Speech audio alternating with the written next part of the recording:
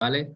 Voy a hablar de la solución general en una instalación fotovoltaica, donde, bueno, donde se colocan tanto paneles, inversores o microinversores, estructuras y todo el tema de accesorios como pueden ser conectores MC4, fusibles, herramientas para los conectores MC4, etcétera.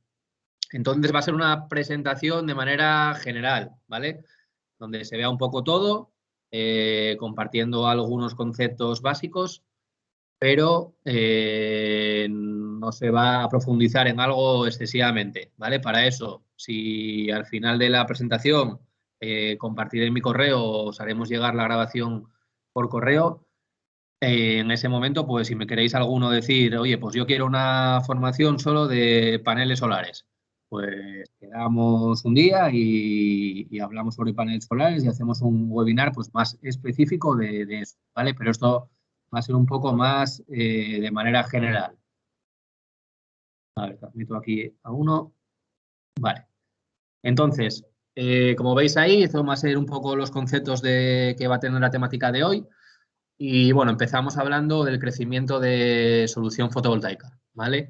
Como veis y como sabéis, ahora mismo hay un crecimiento brutal, uno por las ayudas económicas que hay desde el gobierno, tanto central como autonómicos. Luego, por el precio del panel fotovoltaico, que hace 10 años era inmensamente más caro.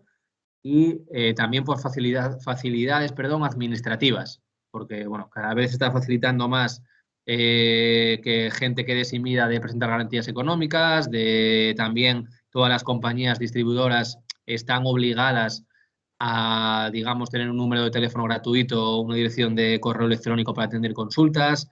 Se están bajando esos plazos de gestión administrativas para que te legalicen la instalación.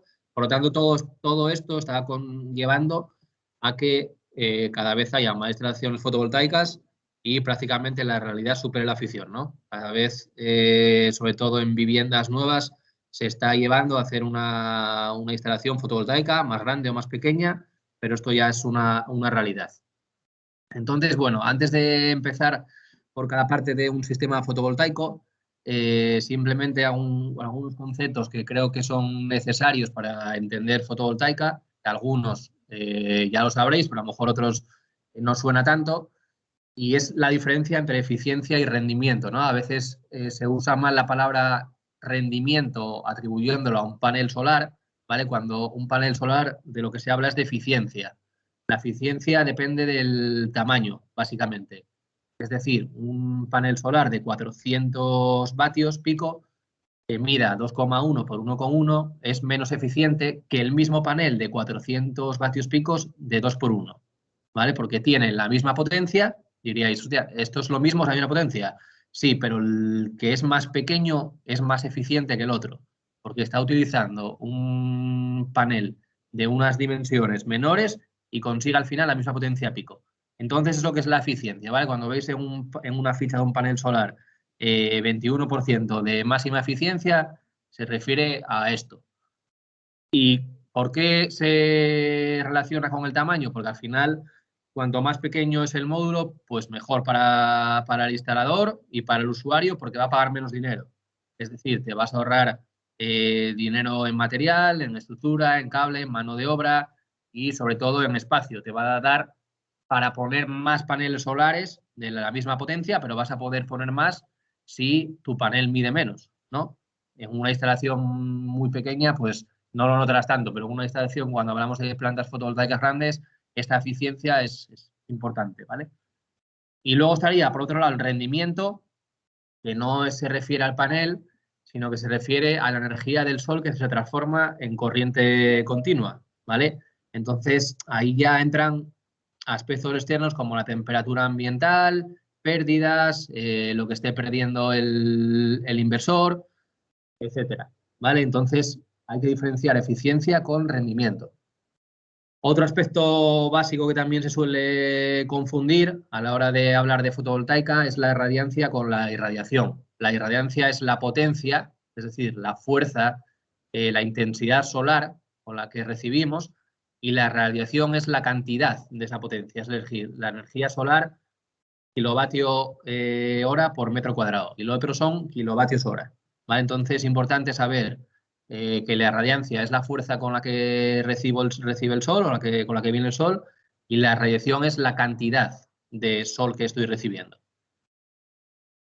Y por último, también considero que es importante la radiación, los tipos de radiaciones que hay. ¿Vale? Entonces, en este caso, habría radiación directa, radiación difusa o radiación de albedo. La radiación directa decimos que es la que llega directamente al Sol sin sufrir ninguna descomposición. La difusa es cuando, bueno, atraviesa polvo o nube y la radiación de albedo es la que se recibe de forma indirecta. ¿Vale? De cuando rebota en la superficie, luego va al panel solar y ahí es donde entrarían los sistemas bifaciales, en la radiación de albedo, que lo veremos más adelante, no me adelanto, ¿vale? Pero simplemente eso, en la nieve o en la mar te quemas con más facilidad porque el sol rebota en el mar o en la nieve y debido al este material, sobre todo la nieve, luego se radia a cada uno de nosotros y te quema más que directamente el sol. Y lo mismo pasa con los paneles solares, ¿vale? Entonces, como última anotación, la cantidad de radiación que se recibe en el punto de la Tierra depende directamente de la inclinación de la superficie respecto al Sol. Y en los polos se recibe menos vatios de irradiancia por metro cuadrado que en las zonas ecuatoriales. Por eso, para maximizar la captación de energía, los paneles solares se inclinan más cuanto más hacia el polo norte o el polo sur. Es decir, si yo coloco un panel solar en el Ecuador, van a estar casi planos siempre, ¿vale? Si tenéis que, sin embargo, hacer una instalación fotovoltaica en el polo norte, pues ahí irían muy inclinados por cómo me está radiando, cómo está orientado el sol.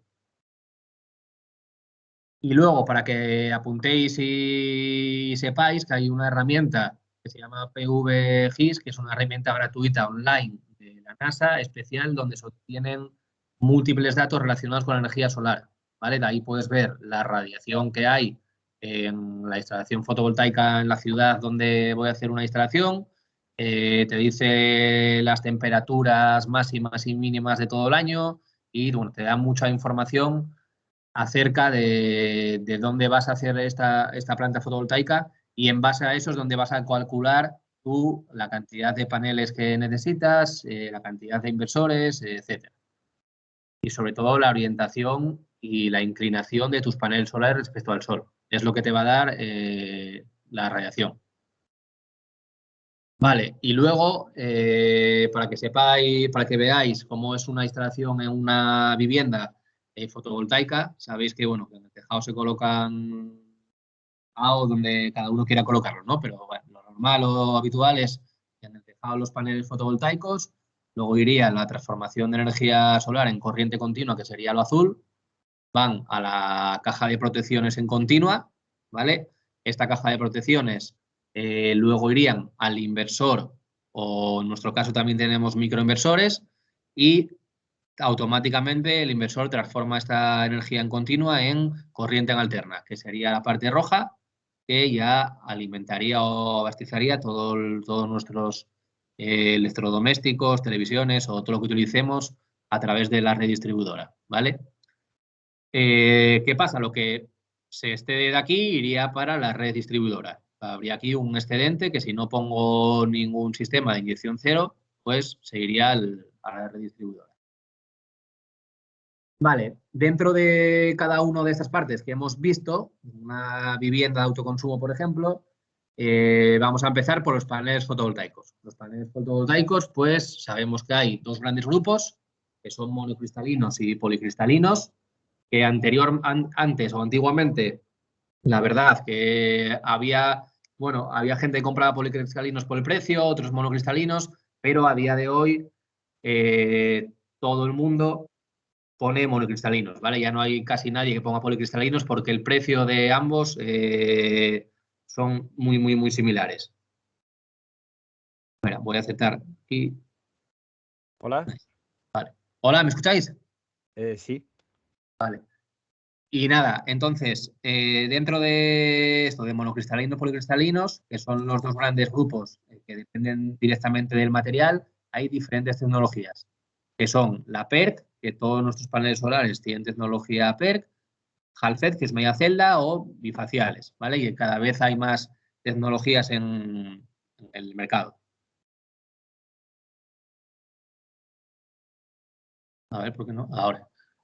Vale, dentro de los paneles solares podemos distinguir también el tamaño y el número de células, donde bueno, lo más habitual es que sea 2 por 1 metros y que sea ya de 72 células, que en el caso de media celda son 144. El material del panel que ya os comentaba antes, que bueno, que por el precio antes había los policristalinos, pero ahora todo el mundo ya compra monocristalinos, que tienen un grado de pureza mejor y bueno, se nota por el color, es un color más oscuro y tiene más desecho de material, unas formas más perfectas, digamos, en cada extremo de la celda y se ve claramente. Y dentro de la tecnología PERC que os comentaba antes, os voy a explicar estas tres que os decía.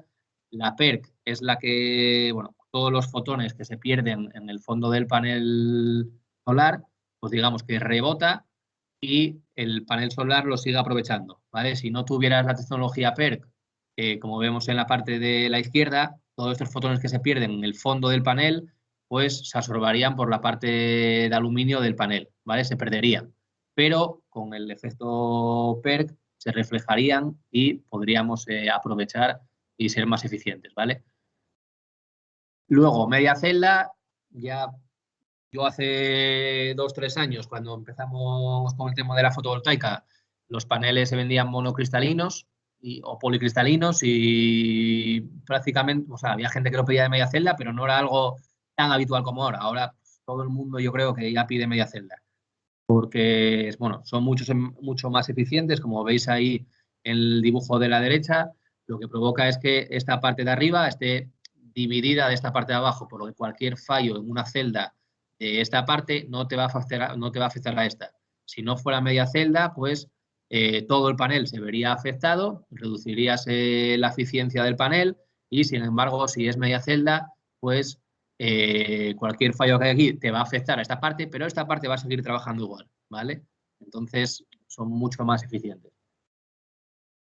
Luego estaría la tecnología bifacial, no es más que tener dos caras, digamos, la parte de adelante se comportaría como un panel solar normal, pero la parte de abajo veis que es igual que la parte delantera, ¿vale? La parte trasera es igual que la parte delantera y lo que hace es toda la radiación solar que llegue al suelo y rebote, pues la va a seguir aprovechando, por lo tanto va a tener una ganancia adicional a lo que tiene un panel que no sea bifacial.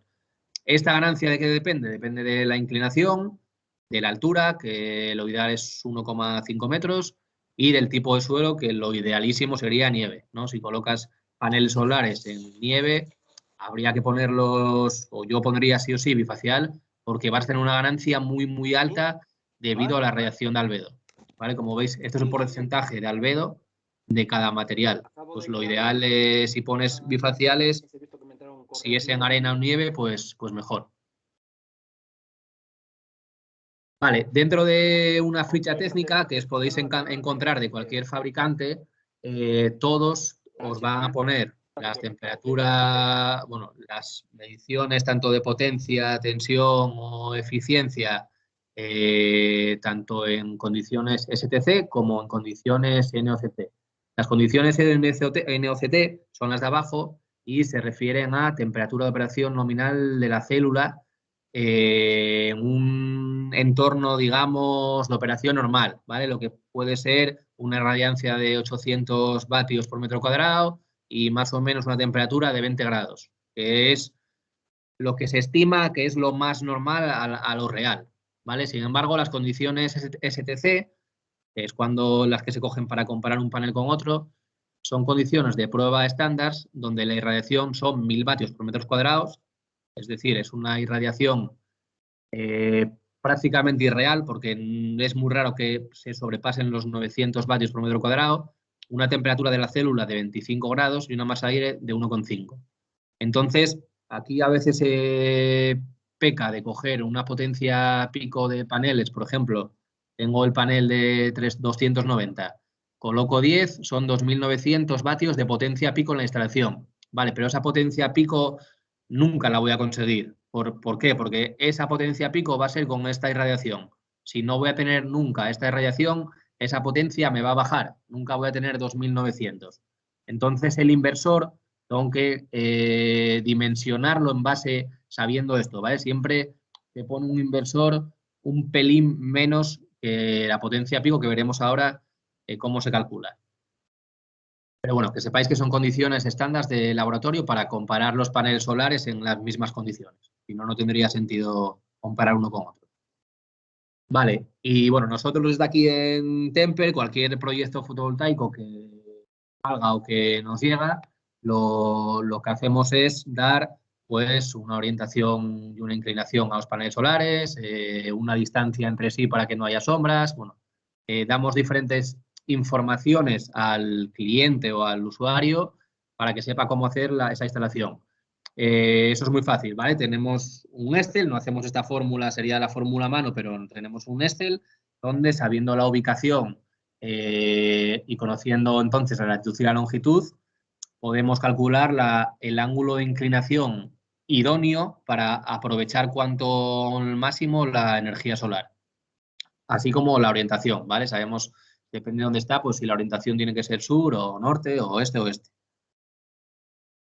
Y lo mismo para las distancias entre paneles, para lo que os decía antes, para sombras, ¿no? Si aquí me está pegando el sol y tengo una inclinación de, por ejemplo, es de 20 grados, pues sé que no puedo colocar ningún panel a menos de esta distancia porque me va a hacer sombra y no voy a sacarles rendimiento. Entonces, bueno, sabiendo esta inclinación y que sacamos anteriormente y dónde está colocado, pues definimos al final la distancia entre paneles óptima para que no haya sombras. Vale, y lo que os decía antes del tema este del factor de escala es básicamente que si tengo una instalación de 4.000 vatios picos, ¿por qué? Porque en condiciones STC tengo 10 paneles de 400 vatios, el inversor normalmente se llama factor de escala, ¿vale? Se divide entre, aquí en España se suele dividir entre 1,20 para saber la potencia de los inversores. Entonces dividiríamos 4.000 vatios entre 1,20 y lo que me salga es la potencia nominal que le tengo que poner al inversor, ¿vale?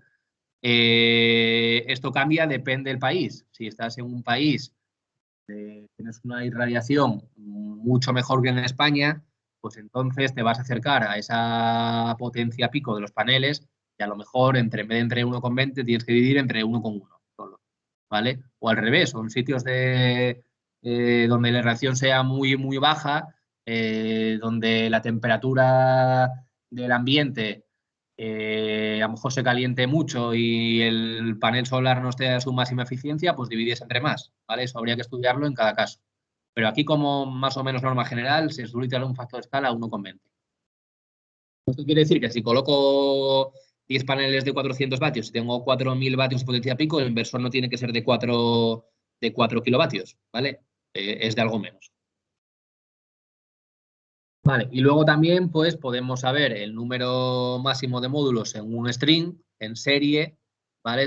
Es muy fácil. Esto es simplemente dividiendo el voltaje máximo del inversor, te vas a la ficha técnica del inversor, ves que el inversor tiene, por ejemplo, aquí veis, voltaje máximo en la entrada, 800 voltios. Vale, pues si por ejemplo tengo en circuito abierto 48,4 voltios por panel y coloco 10, son 483 voltios. Me entran de sobra.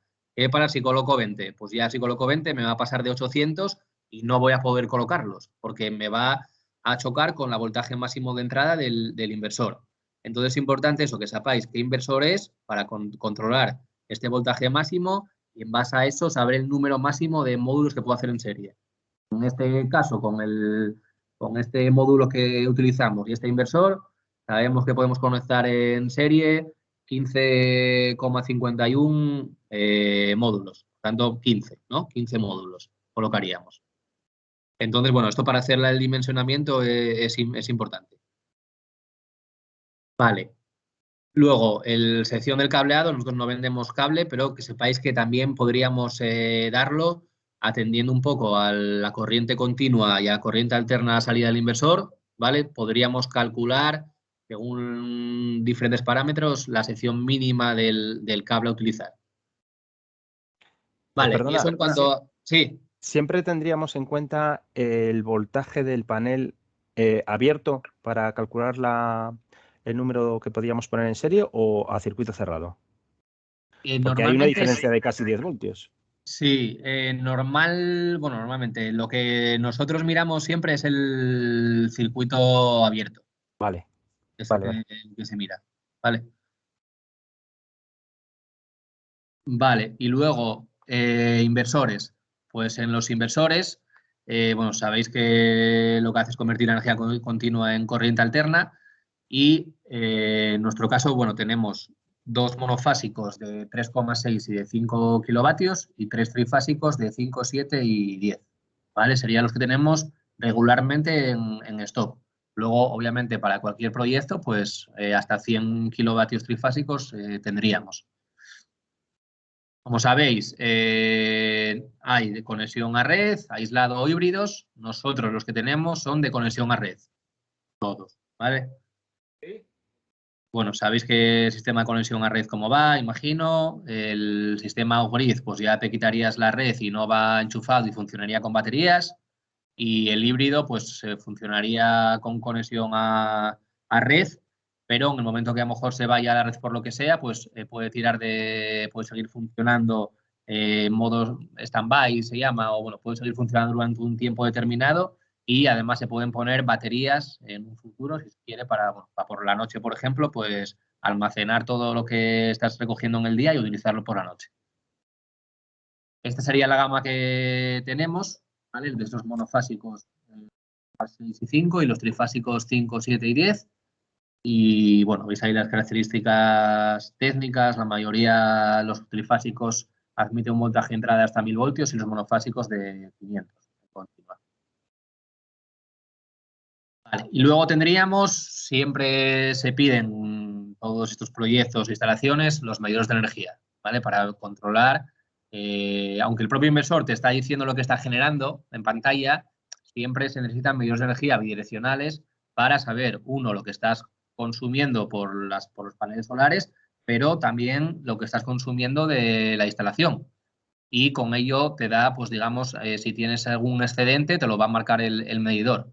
Y sabes que estás excediendo, pues esta cantidad, que luego la compañía eléctrica, como sabéis, te lo compensaría, ¿vale? No al mismo precio que lo que tú pagas, pero sí que te da algo de dinero si estás excediendo energía a la red.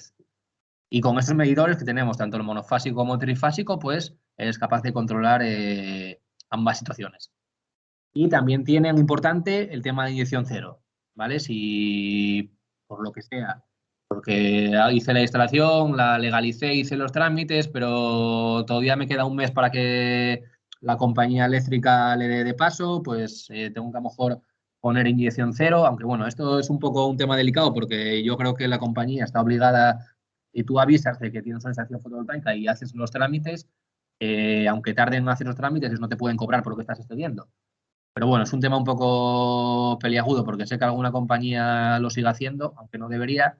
Pero bueno, que sepáis que tenéis la posibilidad de inyección cero con estos medidores para que no exceder nada a red. Vale, Perdona, sí. tenía una Sí. pregunta. Alguien me comentó, algún instalador que me ha hecho una llamada de atención sobre esta de autoconsumo. Dice, es que si yo le vendo, he oído que si yo le vendo ese, o me compensa la compañía lo que yo tengo de exceso, si se marcha la luz por cualquier caso, también me quedo sin la fotovoltaica. Y digo, ostras, pues no lo sé. La verdad es que no lo sé. Si fuera inyección cero, entiendo que no, pero en este otro caso a lo mejor es correcto por tema de seguridad, que tú no puedas, si tienen un corte o algo así, que tú puedas estar inyectando en la red.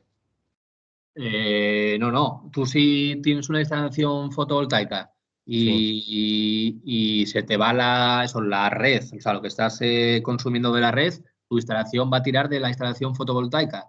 Lo único que pasa, si te va la red, el inversor si es on-grid, ya no va a estar conectado a tu sistema, o sea, a la red eléctrica y por lo tanto no va a dejar de funcionar. Igual es por eso, por lo que te dice, porque tiene un inversor que está conectado a red y la red se va a la luz y la red deja de funcionar, ese inversor se va a apagar. Entonces ya no te va a estar generando la energía. Pero si tienes, por ejemplo, un inversor híbrido que Sí, tiene a eso voy, sí. Si claro, tienes un tienes un híbrido, híbrido que tiene modo de stand-by, en cuanto se va a la red, sigue funcionando perfectamente y sigue generando energía, vamos, seguro, sí o sí.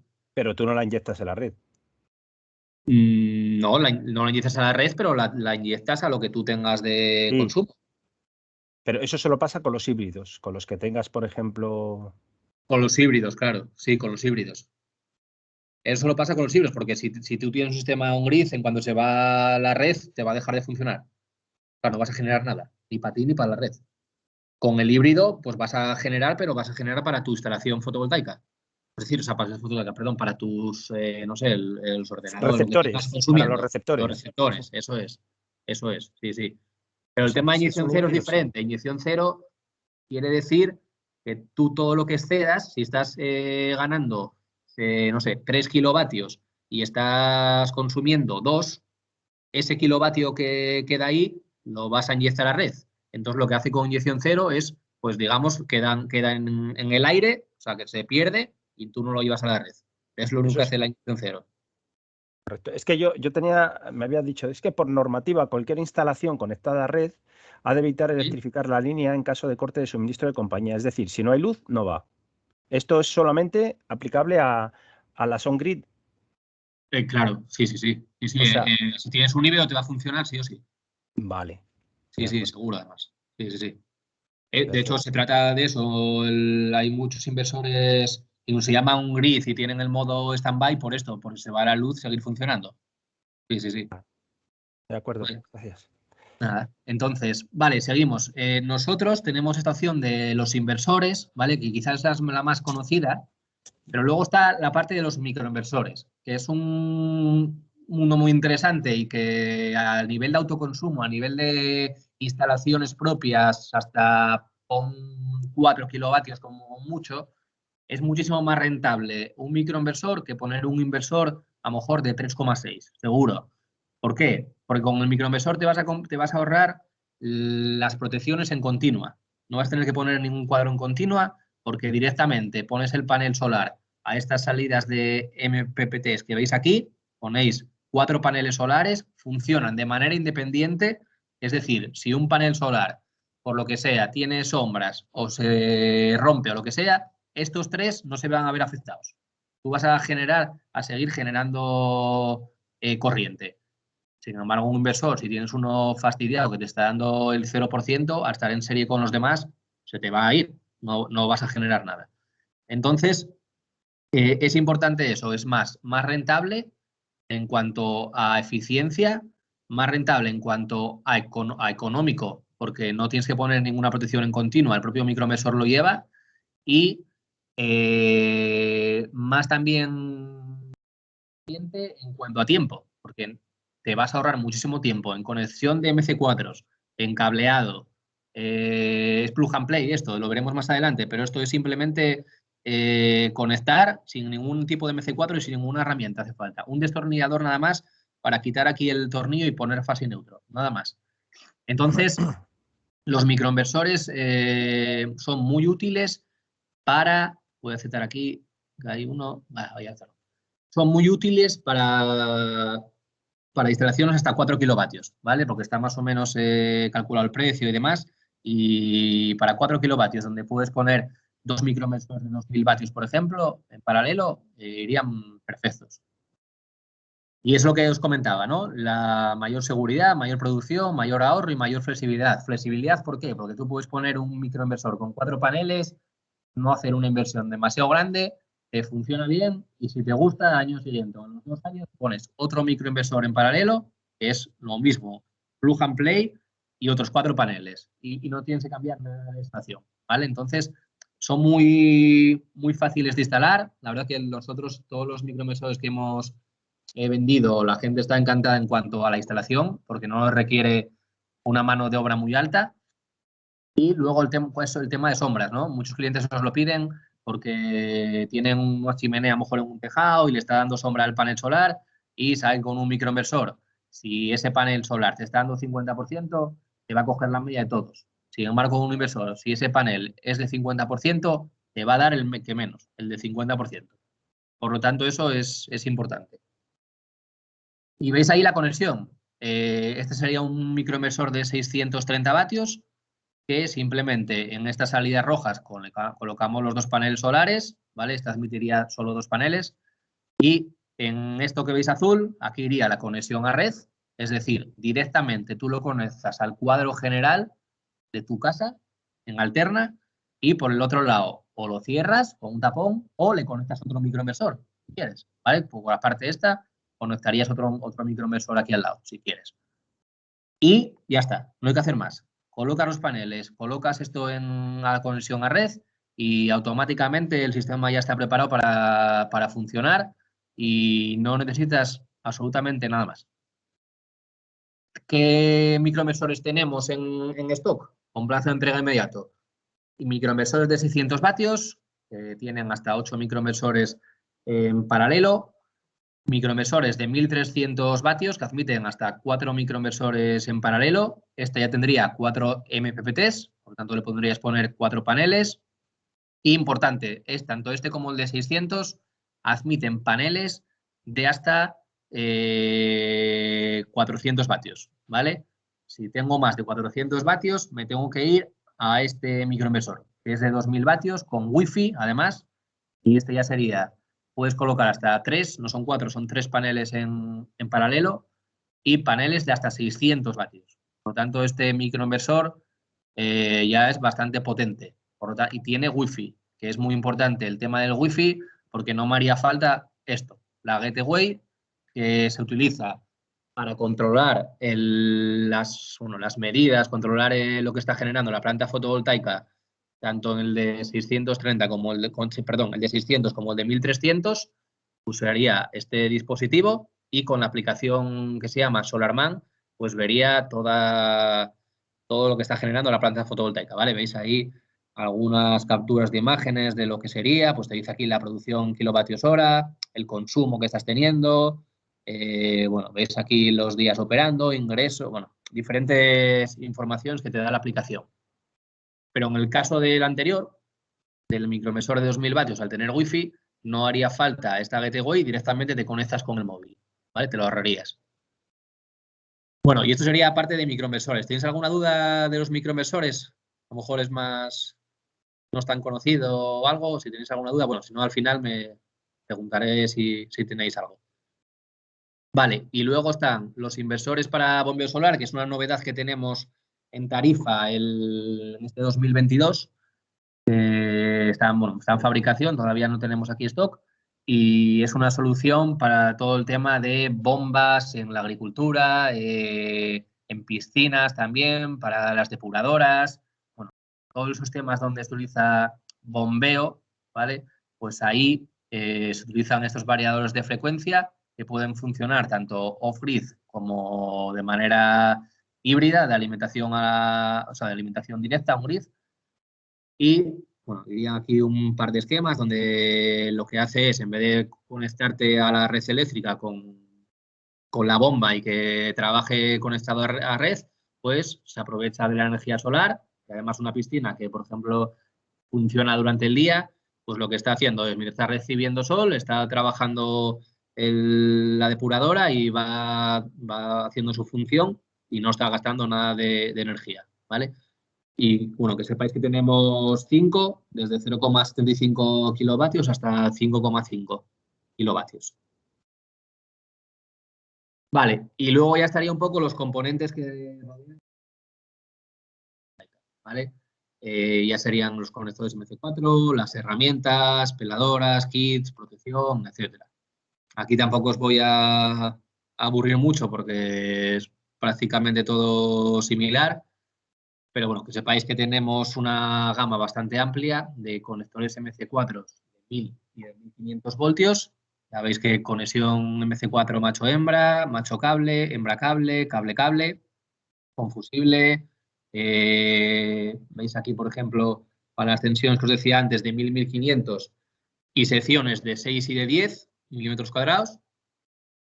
Y luego sus respectivas herramientas, ¿no? Las llaves de montaje y apriete de MC4, las herramientas de engaste, que bueno, ya esta y ahora estamos teniendo otra nueva que vamos a sacar en catálogo 2022, un poco más ergonómica, más de dimensiones más reducidas, heladora de cables y luego, bueno, tenemos un kit para gente que quiera el kit completo, que quiere todo, iría un kit que iría también hasta un conector solar MC4. Y luego la parte de protección, que esto podría dar hasta para un webinar nuevo, pero bueno, en este caso de manera genérica, si en el futuro queréis un webinar solo de protecciones para fotovoltaica, lo haríamos sin ningún problema. Pero aquí simplemente os presento la gama, ¿vale? Que tenemos fusibles de cuchilla para 1000 y para 1500 voltios. Los tamaños son los estandarizados según la norma IEC 60269-6, tamaño 1, 2, XL y 3L, con sus bases portafusibles, los fusibles cilíndricos con las bases y también los fusibles de cuchilla para 800 voltios en alterna. Que esto, ¿por qué se utiliza 800 voltios en alterna? No sé si alguna vez lo habréis visto, pero normalmente después del inversor, según las características que tenga el inversor, pues si esa tensión nominal de salida es de 800 voltios en alterna, se recomienda poner un fusible a la salida justo del inversor, ¿vale? Esto no lo suele hacer mucha gente porque a lo mejor el inversor no tiene esta característica, pero hay que fijarse bien en esto para proteger adecuadamente esa tensión que sale justo después del inversor, ¿vale? Que a veces no es de la normal, ¿vale? La que se suele utilizar normal y no se protege nada. Vale, y luego iríamos a la parte de cajas, ¿vale? Donde podríamos colocar seccionadores de 1500 voltios, como veis ahí, limitadores sobre tensión tipo 1 más 2 o tipo 2. El más utilizado es el tipo 2 porque se utilizan instalaciones sin pararrayos. Y veis que tenemos 3 tensiones, 600, 1000 y 1500, ¿vale? Luego, interruptores automáticos, que veis que tenemos de 250, 500, 750 y 1000, que esto es básicamente según el número de polos. Tenemos de 1, de 2, de 3 y de 4 polos. Lo normal es que si proteges una instalación fotovoltaica con uno de 2 polos y 16 amperios, para una instalación, digo, más o menos por debajo de 7 kilovatios, se utilizaría ese. Aunque lo normal es que se podría también poner automático, pero lo normal se utiliza siempre una base portafusible para el positivo y el negativo con el fusible de dentro, los limitadores de tensiones y ya estaría, ¿vale? Pero bueno, luego por seguridad hay gente que pone el seccionador también. Y esto ya sería para proyectos más grandes de los interruptores de caja moldeada para 3 y 4 polos y corrientes hasta 630 amperios. Y bueno, estos son algunos ejemplos de cajas que tenemos en stock, aunque bueno, nos adaptamos un poco a lo que quiera el usuario final. Y también hemos sacado este año kits ya pues, definidos de cuadros tanto alterna como de continua. En este caso, bueno, veis que el primero, por ejemplo, sería un interruptor diferencial de 2 polos 40 amperios, un magneto térmico de polo más neutro y 10 amperios, y iría en una caja de 8 elementos, ¿vale? Esto sería, dependiendo un poco de básicamente el inversor que estés utilizando y la corriente de salida que tenga nominal ese inversor, pues en base a eso eliges una protección u otra. Ya que tenemos de 10, de 16, de 20 y de 25. Y luego estarían los trifásicos de 10 y de 16. También kits de cuadros de continua. Aquí es muy simple porque si tengo un string voy a colocar simplemente 2 bases para el positivo y negativo y 2 fusibles, con un limitador sobre tensión, como os decía antes, lo normal es que sea de 1000 voltios. Y si tengo 2 strings, pues ya coloco el doble, ¿no? Coloco pues 4 bases portafusibles, 4 fusibles y 2 limitadores y ya meto una caja de 12 elementos. ¿Vale? Y así sucesivamente según los strings que tenga, que me salgan del dimensionamiento, ¿no? De los strings que tenga.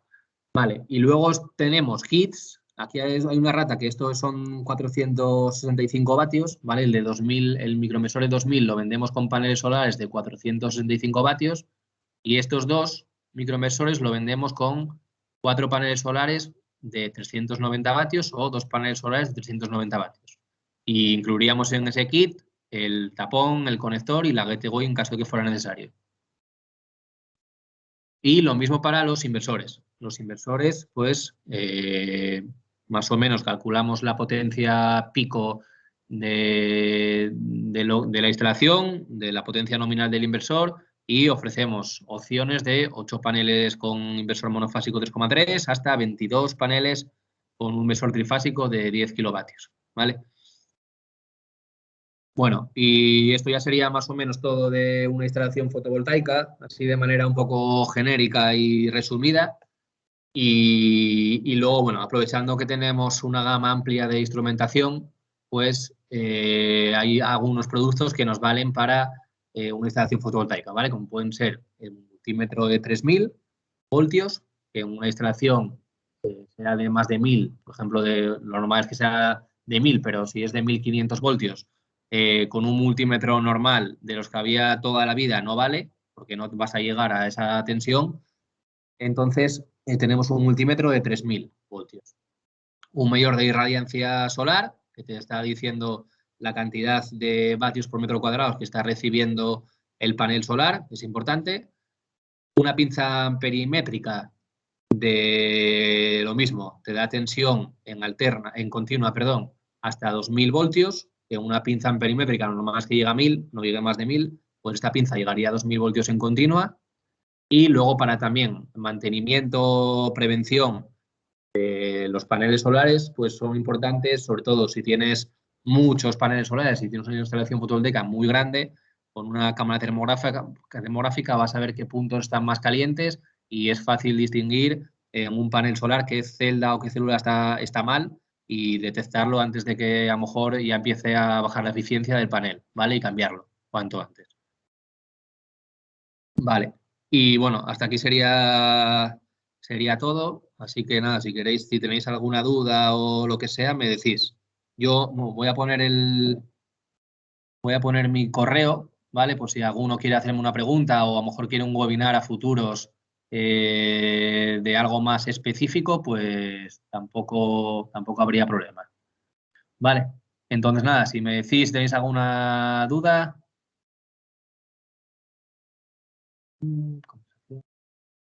¿No? Esta sesión que estás grabando, luego nos la hacéis llegar. Sí, Vale. sin problema. Lo único, Daniel, no sé si voy a poder tener Daniel, mira, toda la gente. Sí, perdonar, me la mandas a un ACE, ¿vale? Y yo Vale. la comparto con todos los